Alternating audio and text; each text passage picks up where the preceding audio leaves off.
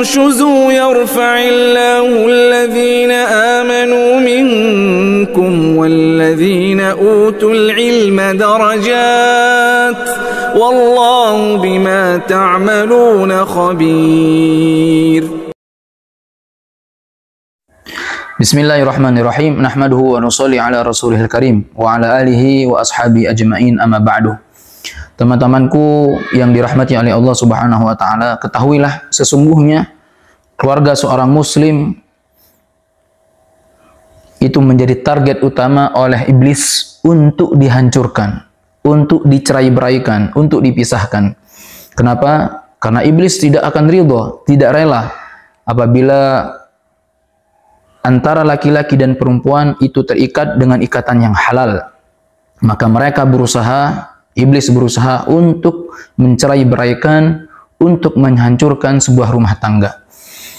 Maka oleh karena itu, kita sebagai seorang muslim harus pandai-pandai menjaga keluarga kita daripada konspirasi syaitan, daripada serangan iblis laknatullah alaih. Dan ini terbukti dalam sebuah hadis Rasulullah SAW yang diriwayatkan oleh Imam Muslim, inna iblisa yadha'u arsyahu 'alal ma'. Sesungguhnya iblis itu telah meletakkan singgasananya di atas mata air. Tsumma yab'atsu sarayahu, dan iblis setiap hari mereka mengutus pasukannya. Fa adnahum minhu manzilatan a'damuhum fitnatan. Maka pasukannya yang paling dekat dengan iblis, pasukannya yang terbaik menurut iblis adalah mereka yang paling besar godaannya terhadap manusia. Tsumma yaji'u ahaduhum, maka salah satu dari mereka, salah satu dari pasukannya, mereka memberikan laporan, menyampaikan laporan kepada iblis, ya iblis, sana'tu kada wa kada. Wa iblis, sesungguhnya aku telah melakukan ini dan itu. Aku telah membuat anak Adam melakukan ini dan itu. Mereka berdusta, mereka mencuri, mereka saling membunuh. Maka kata iblis, ma sana'ta syai'a, kamu belum berhasil, kamu belum melakukan apa-apa. Tsumma yaji'u ahaduhum, kemudian ada lagi yang pasukan iblis memberikan laporan kepada iblis, ya iblis, ma farraqtu bainahu wa baina imra'atihi. Wa iblis, tidaklah aku meninggalkan manusia sehingga aku dapat mencerai-beraikan, sehingga aku dapat memisahkan antara laki-laki dan perempuan. Aku dapat memisahkan antara suami dan istri. Maka kata iblis, ni'ma anta, engkau adalah pasukanku yang terbaik. Sehingga pasukannya tadi yang berhasil mencerai-beraikan suami istri, dia menjadi orang yang paling terdekat di sisi iblis laknatullah alaihi. Teman-temanku yang saya muliakan, dari hadis ini kita mendapat satu hikmah, bahwasanya rumah tangga kita menjadi target utama oleh iblis di atas singgasananya. Bahkan keberhasilan iblis itu dilihat bisa atau tidaknya mencerai-beraikan, memisahkan antara suami dan istri. Oleh karena itu, kita sebagai seorang muslim harus pandai-pandai menjaga keluarga kita daripada konspirasi syaitan. Lalu bagaimana caranya agar kita terhindar, agar keluarga kita terhindar daripada konspirasi syaitan? Maka para alim ulama memberikan solusi kepada kita. Yang pertama adalah tatbiq al-adab al-islamiyah fi buyutina, yaitu menerapkan adab-adab Islam di dalam rumah kita. Saudara-saudaraku yang saya muliakan, kalau kita melihat hadis-hadis Nabi Muhammad SAW yang berkaitan tentang adab-adab Islam di dalam rumah, selalu Rasulullah SAW kaitkan dengan penjagaan diri daripada serangan iblis dan bala tentaranya.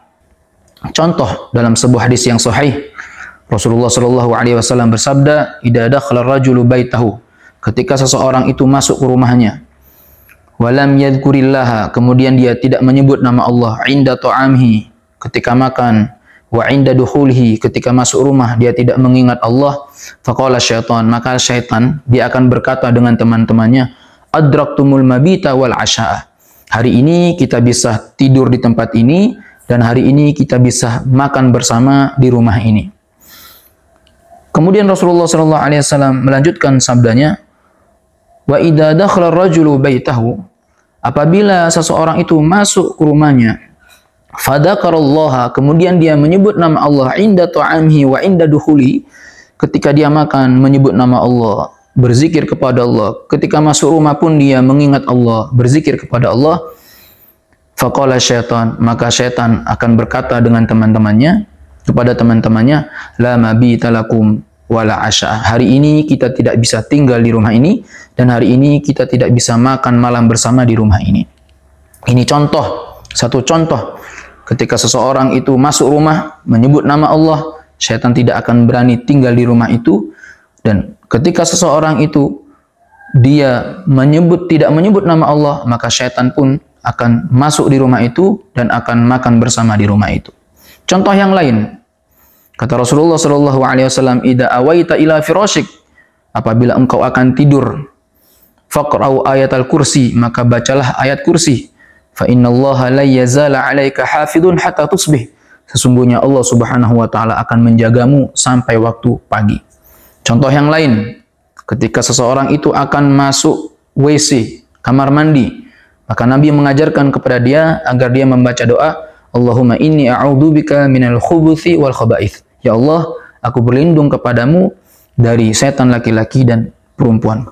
Artinya apa? Dari hadis-hadis ini kita mendapat kesimpulan bahwa semua hadis-hadis Rasulullah SAW yang berkaitan tentang adab-adab di dalam rumah selalu Rasulullah SAW kaitkan dengan penjagaan diri dari gangguan iblis dan bala tentaranya. Oleh karena itu, agar keluarga kita terhindar daripada serangan iblis dan bala tentaranya, yang kita harus terapkan yang pertama adalah tatbiq al-adab al-islamiyah fi buyutina, menerapkan adab-adab Islam di dalam rumah kita. Saudara-saudaraku yang dirahmati oleh Allah Subhanahu wa taala, yang kedua, agar kita terhindar daripada serangan iblis dan bala tentaranya, yang kedua adalah qiraatul Quran fil buyut. Hendaknya kita banyak-banyak membaca Al-Quran di dalam rumah kita. Kata Rasulullah SAW dalam sebuah hadis yang sahih, la taj'alu buyutakum maqabir, jangan jadikan rumah-rumah kalian seperti kuburan. Fa inna syaitana yanfiru minal baiti allati tuqra'u suratul Baqarah, karena sesungguhnya syaitan itu akan lari dari rumah-rumah yang sering dibacakan surat Al-Baqarah. Artinya apa? Rumah yang selalu dibacakan Al-Quran, rumah yang selalu dibuat zikir, maka syaitan itu tidak akan berani memasuki daripada rumah-rumah kita, sehingga rumah kita terhindar, terselamat daripada serangan iblis dan bala tentaranya. Saudara-saudaraku yang dirahmati oleh Allah Subhanahu wa taala, inilah dua hal yang dianjurkan para alim ulama agar keluarga kita terhindar daripada serangan iblis dan bala tentaranya. Yang pertama, menerapkan adab-adab Islam di dalam rumah kita. Yang kedua, banyak membaca Al-Quran di rumah-rumah kita. Saudara-saudaraku yang dirahmati oleh Allah Subhanahu wa taala, semoga keluarga kita semua terhindar daripada serangan iblis la'natullah alaih. Amin ya rabbal alamin. Wassalamualaikum warahmatullahi wabarakatuh.